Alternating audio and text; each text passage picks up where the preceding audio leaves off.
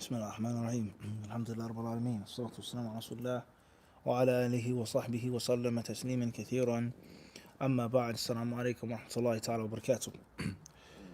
Studying لؤلؤ مرجان فيما اتفق عليه الشيخان tonight, Hadith 638, 638, chapter 47 in Kitab al-Zakah.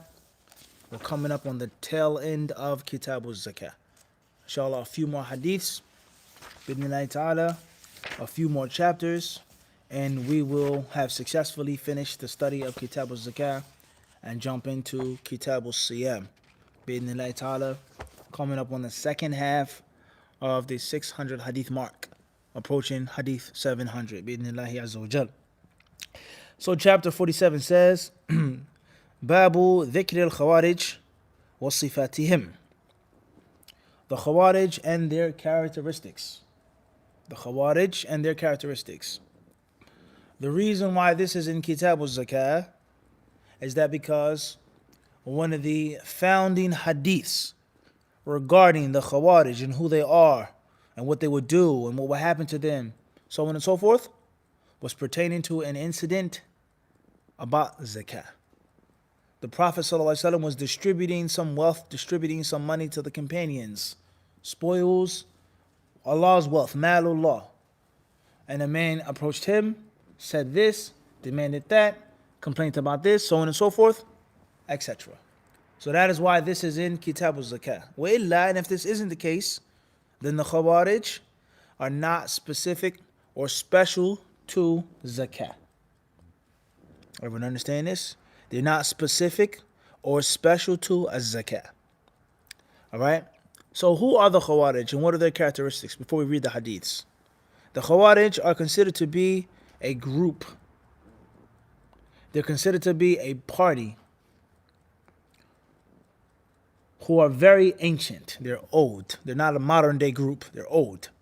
They've been around for a very long time. And many scholars say they are from the first of the firaq, of the different sectarian sects to rear their ugly heads in Islam. The Khawarij, the Qadariyah. Everyone understand this? So now in Islam, we believe that all of the Muslims will not unite all of the time in every place on every issue. Sometimes, some places, some issues, the Muslims will unite, well, alhamdulillah. And sometimes the Muslims will unite in certain things and other things still differ. And that's a long discussion with regards to what is unity. And the zealots, extremists, the right wing, left wing of what is and what isn't unity. Unity is coming together just because we say we're Muslims. So that's absolute unity on every single thing and it's okay and everything's fine.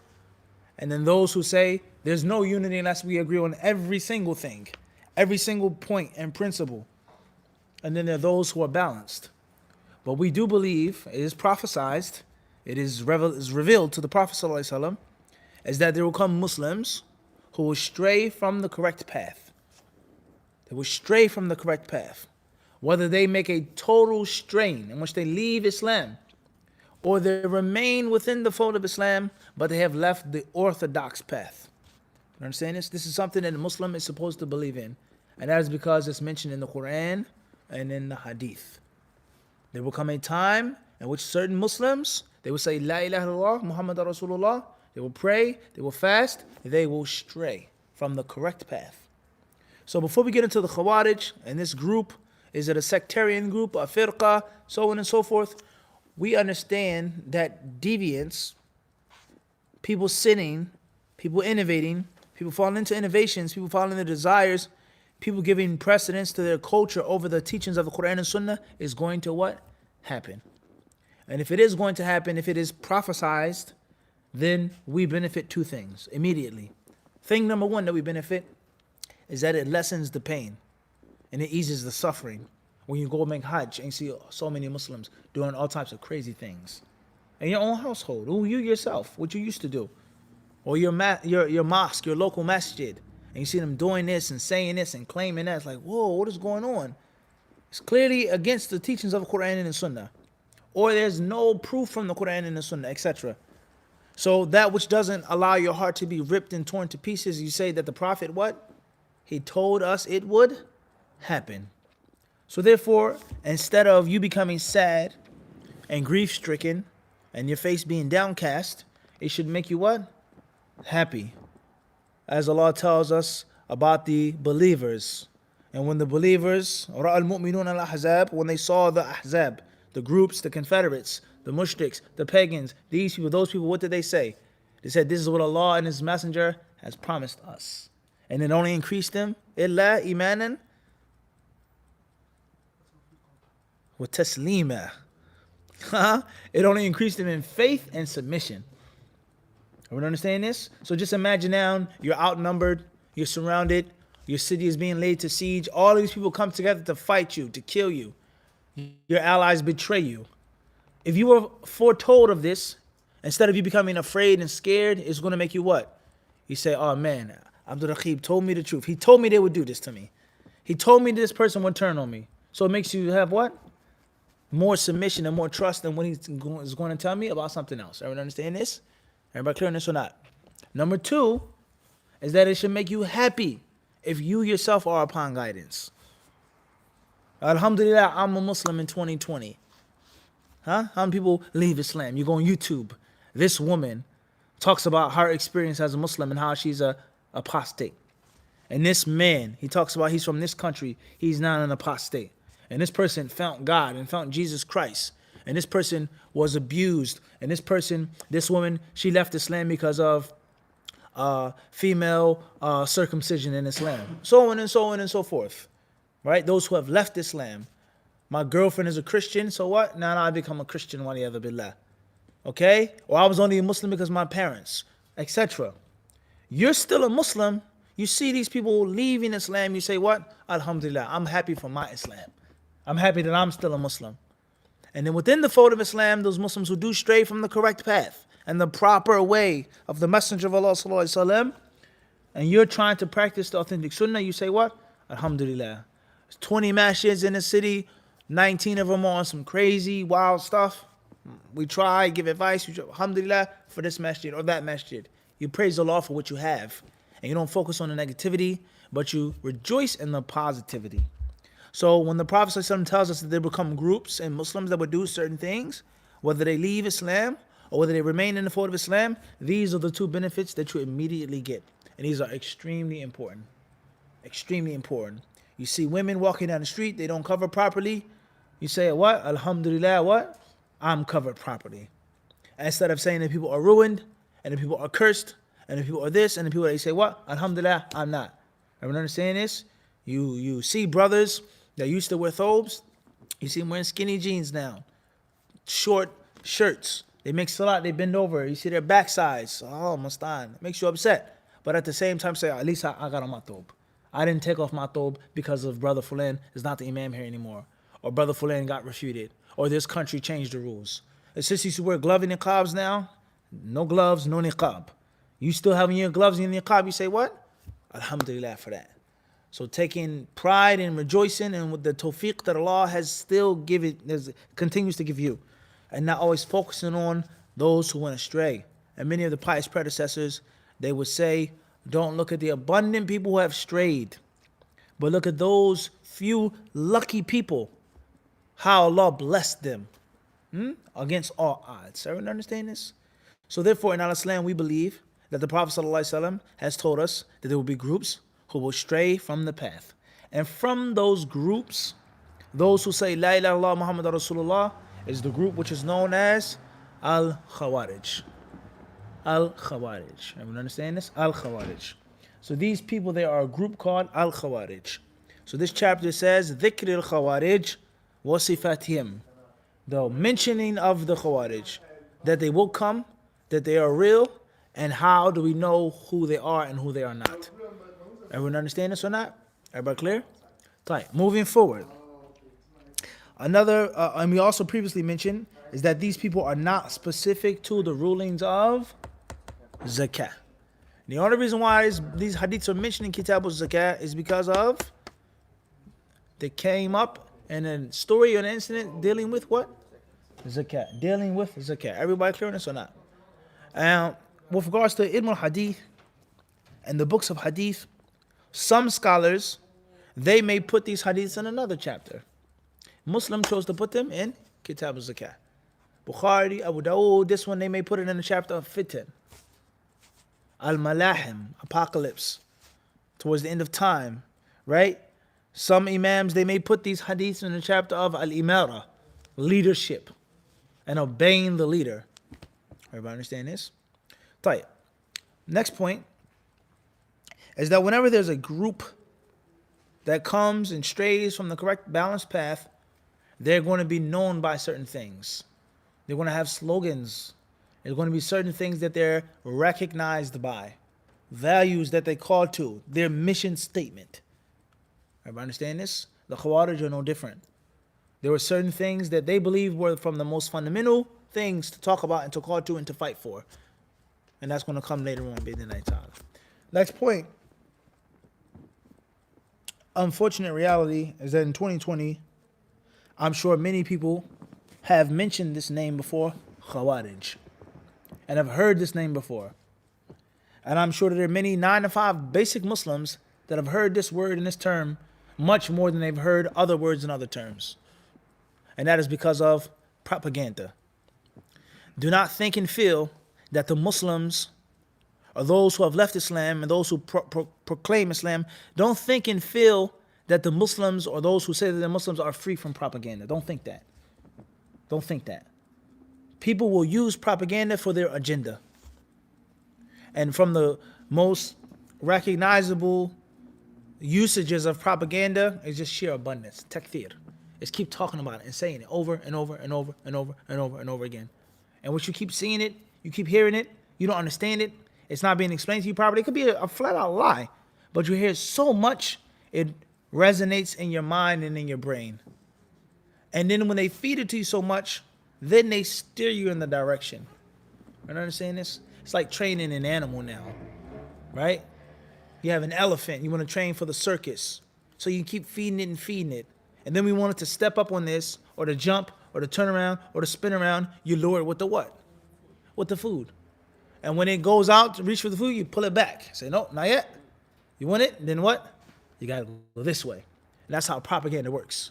They keep feeding you the information, mentioning the thing, showing you the same clips. Then when they've fed you enough and now they program you. This is what we want you to feel about people from this country, or of this religion, or men, or women, or whatever the case may be. As soon as you see this person, the first thing that comes to your mind is a hero, a chivalrous hero, even though he's a villain. But we fed you so much of his heroic acts and feats, now we're pulling you in a direction in which we want you to go in. Or the opposite, this person's a villain, and they're actually a hero. He's actually a hero, but now we're going to make you think he's a villain. So the Muslims, unfortunately, have fallen into this. And that is the propaganda of the Khawarij. And mentioning the word so many times, not because it's in the hadiths, not because they're teaching people hadiths, not because it's a part of the sunnah, but for other reasons such as political gain. Political gain. And if I am the leader of a government, or let's make it a simple example, I'm the imam of this masjid, and there's another brother who's a graduate, who's a rival to me, and he's pointing out my mistakes and my flaws. He says, Mufti, you're this, Mufti, you're that, Mufti, blah, blah, blah, blah, blah, blah, blah, blah, blah. The easiest way for me to silence my critic and hold on to my seat of power and influence and privilege being an imam of a masjid is to do what? It's to discredit him. Discredit him. It's to get my loyal followers, who oftentimes don't know the details, I just feed them propaganda. And the moment they hear his name, or they see his face, or he does a khutbah, they think about what I want them to think about that man. Everyone understand this? This is what happens nowadays. So people, they talk about the Khawarij, who are in the sunnah of the Prophet ﷺ, only when it's convenient for them. And not out of love for the sunnah. And it's in the hadiths, but because it suits their political gain. We have to silence our critics by calling them Khawarij. Even though a person doesn't have the aqeedah of the Khawarij, or the practices of the Khawarij, but they say this ruler is an apostate, or this ruler is an open public plain sinner, or this ruler is illegitimate. Whether the person is right in that claim or wrong, it doesn't make a person from the what? Khawarij. And the people obviously who want to hold on to their power, the first thing they're going to do is legitimize their authority. That's what people do. As an imam, an abusive husband, they legitimize their authority. A board of a masjid, we were here first. We built the masjid, we did this. They want to legitimize their power and discredit those who are attacking and challenging their power instead of addressing the actual points. What do you have against the administration of the masjid? You guys stole money. Okay, here's all the money that's been collected over the last year. We have everything recorded and written down. Everything is recorded and written down. No money was being stolen. Right? Sister Fulana came to the masjid. She got evicted from her apartment. We gave her money out of the sadaqah box. This is what the imam makes. Fadda. Next point. You're this, you're that. This person is on the board of the administration. He's a wife beater. He's an abuser. He shouldn't be on the board. You're absolutely right. Brother Abdullah, we're so sorry. You can't be on the board of the masjid no more. So people, they don't do this. They don't actually address the points, but they just discredit the person who's criticizing them. Everyone understands? They discredit them. Everybody clear on this or not? And from that is calling people who are political opponents, calling them what? Khawarij. Anything to do with the government, anything about any government, you're what? Khawarij. And we all know the Khawarij are this, that, and this because of the hadiths. It's a cheap game that many people play around the world. I'm not talking about one country. I'm not talking about one leader. Whoever falls under that description. For him to have that shay, and that is not what we're going to talk about and study here.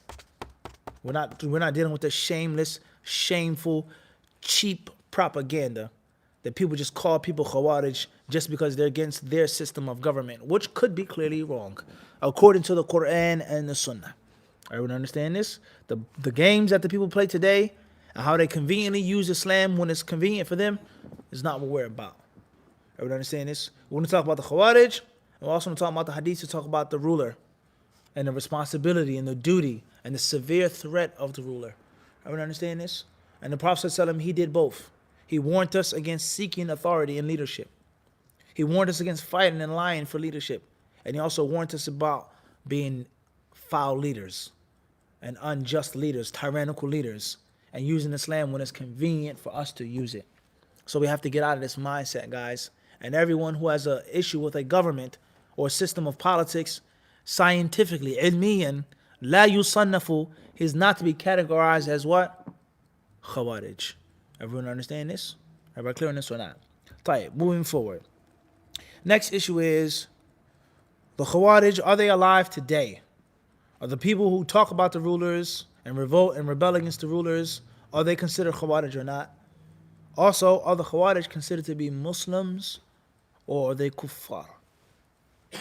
Are they themselves apostated from Islam? Or are they still Muslims who are sinners? Right? There are many, many other masail that pertain to the Khawarij that we're going to mention in the Sharh, which are at the peak of importance because of the chaotic state of government in the lands of the Muslims today. Illa man rahima rabbi. Except for the people whom Allah has shown mercy. May Allah make us from them. Everyone understand this? Khayrun inshaAllah. So it says here, Hadith Jabir ibn Abdullah radiyallahu anhu قال بينما رسول الله صلى الله عليه وسلم يقسم غنيمة بالجعرانة إذ قال له رجل اعدل فقال له شقيت إلا معدل. Hadith 638 says, narrated by Jabir ibn Abdullah. May Allah be well pleased with him. While Allah's Messenger sallallahu alaihi wasallam was distributing the booty at Al-Ji'rana, somebody said to him, be just. The Prophet sallallahu alaihi wasallam replied, verily, I would be miserable if I did not act justly. Hadith 639. Hadith Abi Sa'id al-Khudri radiyallahu anhu qala بعث علي رضي الله عنه إلى النبي صلى الله عليه وسلم بذهيبة فقسمها بين الأربعة الأقر بن حابس والحنظلي ثم المجاشعي وعيينة بن بدر الفزاري وزيد الطائي ثم أحد بني نهب أو نبهان وعلقمة بن علاثة العامري ثم أحد بني كلاب فغضبت قريش والأنصار قالوا يعطي صناديد أهل نجد ويدعنا قال إنما أتألفهم فأقبل رجل غائر العينين مشرف الوجنتين ناتي الجبين كث اللحية مخلوق فقال اتق الله يا محمد فقال من يطع الله إذا عصيته أيأمنني الله على أهل الأرض ولا تأمنونني فسأله رجل قتله أحسبه خالد بن الوليد فمنعه فلما ولى قال إن من ضئد هذا أو في عقب هذا قوم يقرؤون القرآن لا يجاوز حناجرهم يمرقون من الدين مروق السهم من الرمية يقتلون أهل الإسلام ويدعون أهل الأوثان لئن أنا أدركتهم لأقتلنهم قتل عاد. Narrated Abu Sa'id al-Khudri, may Allah be pleased with him, Ali sent a piece of gold to the Prophet ﷺ, who distributed among 4 persons.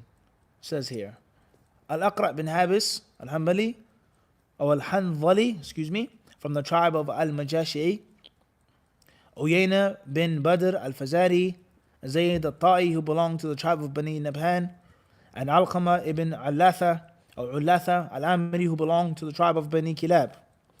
So the Quraysh and the Ansar became angry and said, he, meaning the Prophet, gives to the chiefs of Najd and neglects us. The Prophet ﷺ said, I give them so as to attract their hearts to Islam. And then a man with sunken eyes, prominent cheeks, a raised forehead, a thick beard, and a shaven head came and said, be afraid of Allah, O Muhammad. The Prophet ﷺ said, who would obey Allah if I disobeyed him? Who would be obeying Allah if what? Who's guided if I'm not guided? So the man says, Ittaqillah, fear Allah, O Muhammad. The Prophet ﷺ says, and who could fear Allah if it's not what? If it's not me. It says here, while Allah has trusted all the people of the earth to me, would you not trust me? It says here in the translation. طيب. It says, ألا يأمنني الله على أهل الأرض ولا تأمنونني. Moving forward.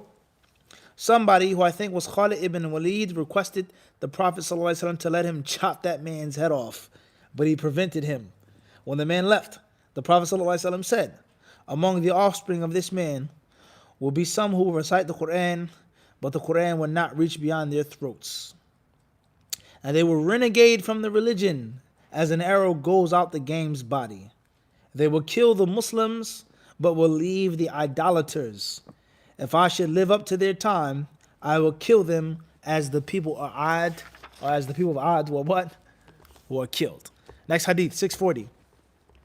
It says, Hadith Abi Sa'id al-Khudri radiyallahu anhu, قال بعث علي بن أبي طالب رضي الله عنه إلى رسول الله صلى الله عليه وسلم من اليمن بذهيبة في أديم مقروض لم تحصل من ترابها. قال فقسمها بين 4 نفر بين عيينة بن بدر وأقرأ بن حابس وزيد الخيل والرابع إنما علقمة وإما عامر بن الطفيل.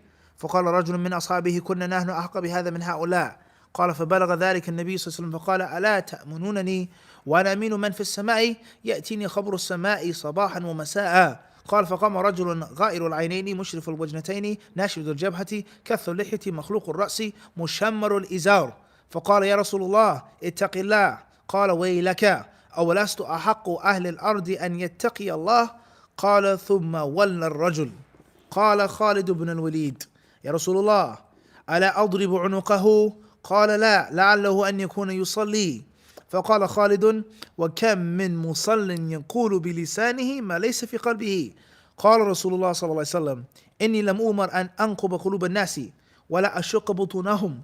قال ثم نظر إليه وهو مقف فقال إنه يخرج من ضئتي هذا قوم يتلون كتاب الله رطبا لا يجاوز حناجرهم يمرقون من الدين كما يمرق السهم من الربية وأظنه قال لئن أدركتهم لأقتلنهم قتل ثمود. Narrated Abu Sa'id al-Khudri, Ali ibn Abi Talib sent a piece of gold not yet taken out of its ore in a tanned leather pouch to Allah's Messenger sallallahu alaihi wasallam. Allah's Messenger distributed that amongst 4 persons, Uyayna bin Badr, Aqra bin Habis, Zayd al-Khayl, and the 4th was either Alqama or Amr bin At-Tufayl. On that, one of his companions said, we are more deserving of this gold than these persons. When that news reached the Prophet ﷺ, he said, don't you trust me? Though I am trustworthy man of the one in the heaven, and I received the news of the heaven both in the morning and in the evening.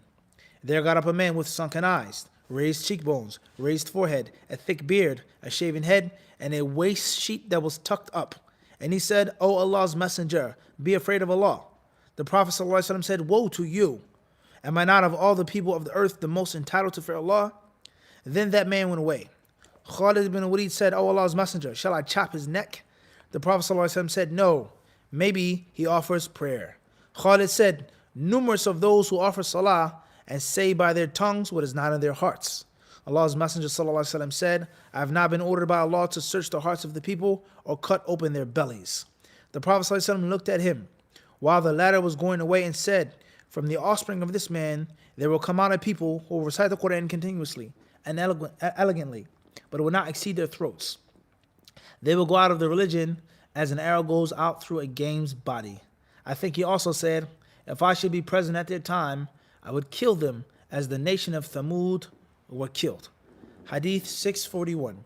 حديث أبي سعيد الخدري رضي الله عنه قال سمعت رسول الله صلى الله عليه وسلم يقول يخرج فيكم قوم تحقرون صلاتكم مع صلاتهم وصيامكم مع صيامهم وعملكم مع عملهم ويقرؤون القرآن لا يجاوز حناجرهم يمرقون من الدين كما يمرق السهم من الرمية ينظر في النصل فلا يرى شيئا وينظر في القدح فلا يرى شيئا وينظر في الريش فلا يرى شيئا ويتمارى في الفوق.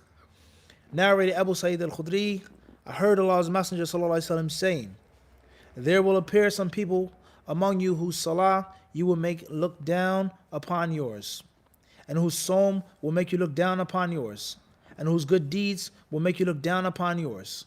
But they will recite the Quran, which will not exceed their throats, and they will go out of Islam as an arrow goes out through the game, whereupon the archer would examine the arrowhead but see nothing, and look at its unfeathered part but see nothing, and look at its feathers but see nothing, and finally he suspects to find something in its lower part. Hadith 642. حديث أبي سعيد الخدري رضي الله عنه قال بينما نحن عند رسول الله صلى الله عليه وسلم يقسم قسما أتاه ذو الخويسرة وهو رجل من بني تميم فقال يا رسول الله اعدل فقال ويلك ومن يعدل إذا لم أعدل قد خبت وخسرت إن لم أكن أعدل فقال عمر يا رسول الله إذن لي فيه فأضرب عنقه فقال دعه فإن له أصحابا يحقر أحدكم صلاته مع صلاتهم وصيامه مع صيامهم يقرؤون القرآن لا يجاوز تراقيهم يمرقون من الدين كما يمرق السهم من الرمية ينظر إلى نصله فلا يوجد فيه شيء ثم ينظر إلى رصافه فلا يوجد فيه شيء ثم ينظر إلى نضيه وهو قدحه فلا يوجد فيه شيء ثم ينظر إلى قذفه فلا يوجد فيه شيء قد سبق الفرث والدم آيتهم رجل أسود إحدى عضديه مثل ثدي المرأة أو مثل البضعة تدردد يخرجون على حين فرقة من الناس. قال أبو سعيد فأشهد أني سمعت هذا الحديث من رسول الله صلى الله عليه وسلم وأشهد أن علي بن أبي طالب قاتلهم وأنا معه فأمر بذلك الرجل فالتمس فأتي به حتى نظرت إليه على نعت النبي صلى الله عليه وسلم الذي نعته. Hadith 642, the last hadith of the chapter, says, narrated by Abu Sa'id al-Khudri, while we were with Allah's Messenger ﷺ, who was distributing some property, there came Dhul Khuwaysirah, a man from the tribe of Bani Tamim, and said, O Allah's Messenger, do justice. The Prophet ﷺ said, woe to you. Who would do justice if I do not? I would be a desperate loser if I did not do justice, it says here. And in Arabic it says, قَدْ خِبْتَ وَخَسِرْتَ أَنْتَ لَيْسَ أَنَا. It's a discrepancy here. Moving forward, he says here, Umar radiallahu anhu said, O Allah's Messenger, allow me to chop his head off. The Prophet ﷺ said, leave him, for he has companions who offer prayer and observe fasting in such a way that you will consider your psalm negligible in comparison to theirs. They recite the Quran, but it does not go beyond their throats, and they will desert Islam as an arrow goes out through a game's body, so that the hunter, on looking at the arrow's blade, would see nothing on it. He would look at its risaf, and he would see nothing. He would look at its nadi, and he see nothing, and he would look at its khudad, and see nothing. For the arrow has been too fast, even for the blood and the excretions to smear. Allahu Akbar. Imagine that. The arrow what? Goes through so fast, there's no what? It's no blood, no excretions. You hit it in the gut, the stomach, it just what? It just flies right through it. Everyone understand this? Moving forward to the translation. The sign by which they will be recognized is that among them there will be a black man, one of whose arms will resemble a woman's breast or a lump of meat moving loosely. Those people will appear when there will be differences amongst the people. Abu Sa'id added, I testify that I heard this narration from Allah's Messenger ﷺ, and I testify that Ali ibn Abi Talib fought with such people, and I was in his company. He, Ali, ordered that the man should be looked for. The man was brought, and I looked at him and noticed that he looked exactly as the Prophet ﷺ had described him. So we find all of these narrations pointing to one thing. The Prophet ﷺ was given something. He got some wealth, some property, gold or other than gold, and he started to spread it out, give it to the people. You take a fourth, you take a share. And a man came and he criticized the Prophet ﷺ, and he told him to be just. He told him that how you're distributing the money isn't what? Is not just. And then some of the companions became angry, and they said, let us teach this man a lesson in respect by smiting his neck with our sharp swords. The Prophet ﷺ said, leave him be, for several reasons. Maybe he prays. I have not been commanded to split the people's hearts open. I have not been commanded to kill the people who say that they follow me. Maybe. From this man will come a people. These people will be outwardly righteous, pious, observant, and devout in their service to Allah, of Quran, of Psalm, and of Amal Saleh. So much so is that you would look at your own deeds as if they're nothing. All right? And then from this man's offspring and his progeny, his posterity, there will come other people who will leave the religion so quickly, in such a fast, expedited manner, as if the arrow went into the animal's body. The hunter gets the arrow and he sees what? Nothing. Not on the tip, not on the shaft, not on the feather. It's no trace that this arrow pierced the gazelle or the elk or whatever animal that you're hunting. Everyone understand this? Tayyib, the Prophet ﷺ, he says, last but not least, and if I were to be alive when they're still living, I would deal with them like the Ad and the Thamud were what? Dealt with. That's the summary of all of these different narrations and the sub-narrations, the different versions of the hadith of Abu Sa'id al-Khudri.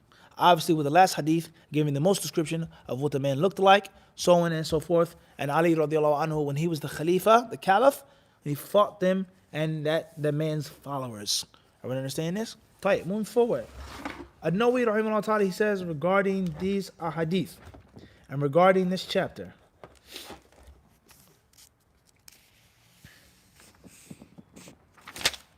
He says, قال القاضي عياض رحمه الله تعالى حكم الشرعي أن من سب النبي صلى الله عليه وسلم.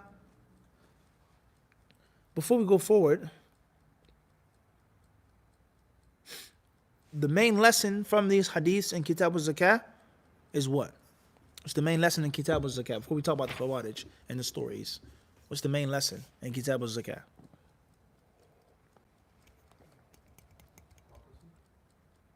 Something else. We'll talk about Zakah. You give as like an incentive to That the leader has the ability to give to certain people. Right. Okay? That's good, but there's something else though. Greater than that. That's a fiqh ruling though.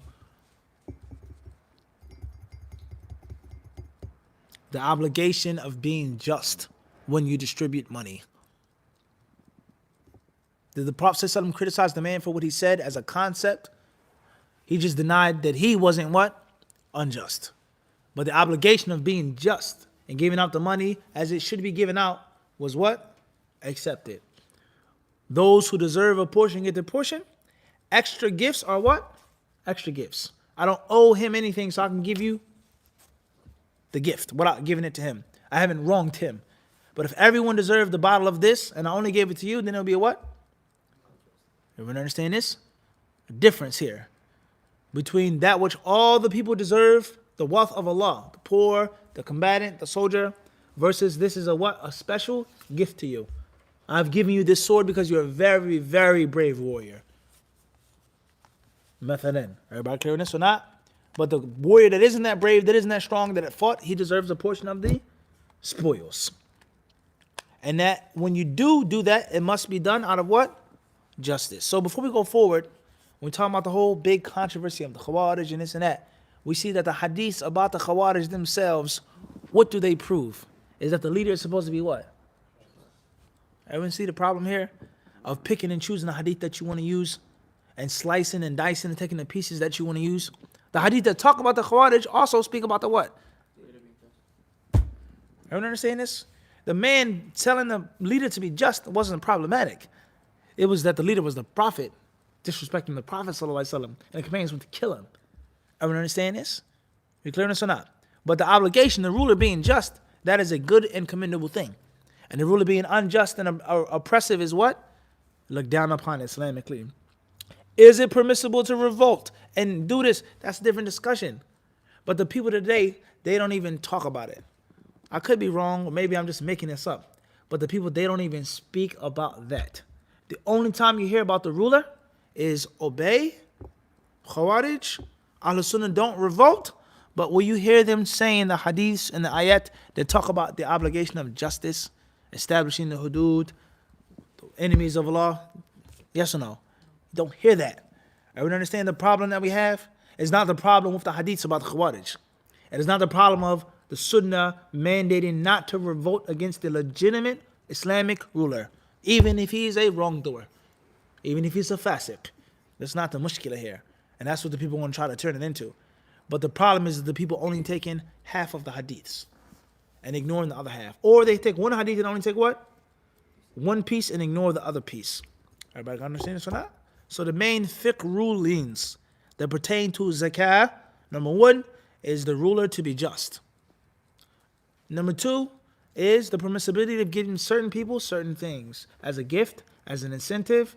Al-mu'allafa, those whose hearts are bringing close to Islam, like we explained before. Everybody clear on this or not? Those are the main what? Fiqh rulings pertaining to zakah. Now, there are countless other rulings pertaining to the leader, pertaining to the Khawarij, so on and so forth. واضح? No, he says here, حكم الشرعي أن من سب النبي صلى الله عليه وسلم كفر أو كفر وقتل ولم يذكر في هذا الحديث أن هذا الرجل قتل. قال المازري يحتمل أن يكون لم يفهم منه طعن في النبوة وإنما نسبه إلى ترك العدل في القسمة والمعاصي ضربان كبائر وصغائر فهو صلى الله عليه وسلم معصوم من الكبائر بالإجماع واختلفوا في إمكان وقوع الصغائر ومن جوزها منع من إضافة إلى الأنبياء على طريق التنقيص وحينئذ فلعله صلى الله عليه وسلم لم يعاقب هذا القائل لأنه لم يثبت عليه ذلك وإنما نقله عنه واحد وشهادة الواحد لا يراق بها الدم. قال القاضي هذا التأويل باطل يدفعه قوله اعدل يا محمد واتق الله يا محمد وخاطبه خطاب المواجهة بحضرة الملأ حتى استأذن عمر وخالد النبي صلى الله عليه وسلم في قتله فقال معاذ الله أن يتحدث الناس أن محمدا يقتل أصحابه فهذه هي العلة وسلك معه مسلكه مع غيره من المنافقين الذين آذوه وسمع منهم في غير موطن ما كرهه لكنه صبر استبقاء لانقيادهم وتأليفا لغيرهم لئلا يتحدث الناس أنه يقتل أصحابه فينفروا وقد رأى الناس هذا الصنف في جماعتهم وعدوه من جملتهم. Listen very carefully. The first issue that pertains to these stories is what is the ruling on disrespecting the Prophet ﷺ, slandering the Prophet, desecrating the Prophet ﷺ's sacred station, speaking of the Prophet in such a manner which it is seb, cursing and slander and disrespecting him. No, he quotes from a previous commentator called Iyad who says, in the Sharia, anyone who disrespects the Prophet ﷺ like this is to face capital punishment. First and foremost, they have left Islam. They are apostate. And they are to face death. Everyone understand this? So let's break this and let's critically analyze this now. First faida is this scholar, Qadi Iyad, is proving and showing to us is that it is possible for a Muslim to become a kafir. You understand this? And that is called Bab Hukm al-Murtad in all madhabs, the ruling of the apostate. So Muhammad ibn Abdul Wahhab rahimahullah was not the what? And anyone else, whatever name or group or title you give them, today, tomorrow, this country, that country, wherever they may be, You don't single them out and saying, oh, their people are just making takfir upon people. Everyone understand this? Is that a person leaving Islam, and Islam is a what? It's a ruling, it's a reality. And it was not created by Ibn Taymiyyah, Ibn Abdul Wahab, Ibn Baz, or the followers of these people in this Middle Eastern country or that country. For him to have that shay, are they right in saying these people are kuffar? Are they right to do this person, whip this person and cut this person's hands off? That's a different discussion. That's a different what? Discussion. But the ideal of this Muslim is no longer a Muslim is what? Established. And it wasn't just made up by this scholar or that scholar. You understand this? So this should be a lesson for Muslims and for non-Muslims. And it goes back to what I said about propaganda. They try to single out people. Oh, they're declaring people to be non-Muslims. So they're astray. They're this, they're the Khawarij, so on and so forth. Huh? This man's dawah, Muhammad ibn Abdulham's dawah, dawah Najdiyah was a dawah of just saying people are non-Muslims. How can you say he's not a Muslim anymore? His name is Mustafa and Ahmed and this one and that one. Called the Iyadh. How many hundreds of years did he die before Ibn Abdul Wahab? Everybody got this? So therefore, from the nawaqid of Islam, from the things which nullify a person's deen is what? Sabbun Nabi, according to this. Cursing the Prophet ﷺ, reviling him. Calling the Prophet ﷺ a name or title, or looking at his ruling that you clearly accept is his ruling, and said this is stupid, it makes no sense, it's unjust, it's unfair, so on and so forth. Not that you say the hadith is da'if. I don't believe the Prophet said it. I don't think you have the proper interpretation of the Prophet's words. Everyone understand this? But a person is convinced that this is the ruling, and he says this is what? Falsehood. This is misogynic. This is so and so. That's what? Kufr akbar. Everybody clear on this? And then the person makes sub of the Prophet and disrespects him. He married a young woman. He married these women. He did this. He did that. He has left Islam. And in the Islamic legislature, he is now to be punished by what? Death. For him now? So that's a major sin. Everybody got this? Next point is, this goes to show us that in Islam, the Orthodox Islamic tradition, not my opinion or feeling or fatwa, in the Orthodox tradition, a person could face capital punishment without being what? A kafir. They can face capital punishment without being a what? Without being a kafir. They can lose their lives without leaving Islam. And that's why Qadhi Iyadh mentioned how many things? 2. He's left Islam and he needs to be, everyone understand this? So there could be a time and a place, whatever the time and the place is, or what scenario may be, a person is a Muslim. La ilaha Muhammad Rasulullah. They're not kuffar. They're still Muslim, but their life is to be taken. Everybody got that or not? Everybody clear on this? Moving forward. Now we have a problem here, Abdul Raqib. And that problem is, in this hadith, this man was not what? So where are they getting this from? Is this consensus? What does the latter part of the hadith say? I would, but the man was clearly what? The man was alive or not? We don't talk about the offspring are not accused of cursing the Prophet. He never said that the offspring will curse the Prophet. The man said what? Fear Allah to the Prophet of Islam. He told him to be just. Other narrations, he says, this qisma, this spreading of wealth is not something that you're doing sincerely for Allah. It's disrespect to the Prophet ﷺ. And the Prophet did not tell him to what? To be executed. So that's a mushkila. But he's saying from the other text, it's clearly proven that what? Everybody got this? So now we have to figure out, what does this hadith mean? What's the interpretation of this hadith now? Everybody understand the problem? Everybody you got it or not? Move forward. Some say, such as Al-Maziri, other commentators, they say that the Prophet ﷺ, the man didn't disrespect him with regards to his prophecy, him being a prophet. But he told him to fear Allah and to be just as a person. And he didn't lam yat'an fi nubuwah. He didn't attack his what? His prophetic station, which would lead to what? Major kufr.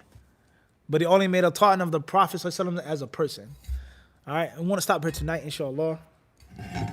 Hopefully, We will continue this very important scholastic discussion in next week's class. With Allah Azza wa Jalla is all success.